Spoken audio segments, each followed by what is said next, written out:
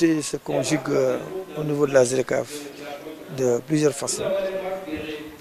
C'est d'abord une mobilité inhérente aux acteurs, puisque la ZLECAf, c'est la zone de libre-échange continentale africaine, donc qui interpelle le secteur privé, les jeunes, les femmes, en termes de commerce frontalier.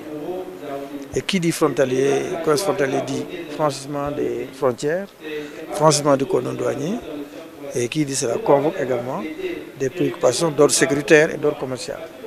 C'est ce qu'on appelle les questions commerciales, les questions non commerciales, qui ont un lien pertinent avec le commerce. Alors, pour les questions commerciales, il s'agit de favoriser la mobilité des acteurs, mais également de leurs biens, de leurs services et de leurs capitaux.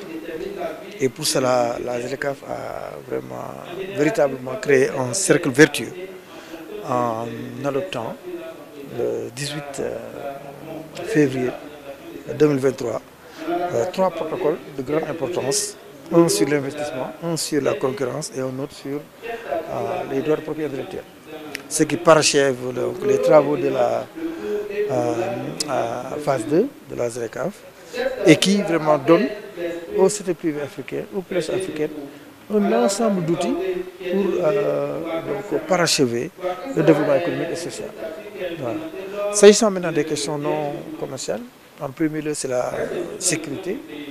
Il est évident que dans le cadre même du commerce, la question de sécurité elle est inhérente, puisque l'ancêtre de la ZLECAf, qui est le GATT, l'accord général sur les droits de douane et le commerce, a été bâti sur les cendres de la Deuxième Guerre mondiale.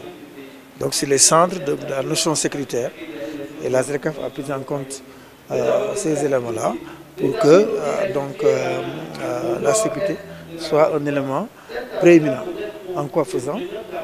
D'une part en essayant et en mettant en œuvre un protocole sur les femmes et les jeunes, qui sont les principales victimes, on va dire, de l'insécurité, mais également en mettant en place ce qu'on appelle des mesures de défense commerciale dans les protocoles pour faire en sorte que ce commerce déroule dans la bonne concurrence, dans le fair play, et que donc ça ne fasse pas surgir les démons de la violence et de la sécurité. Ces quatre textes-là, c'est un texte, les secteurs, on va dire, des services, ce sont les services financiers.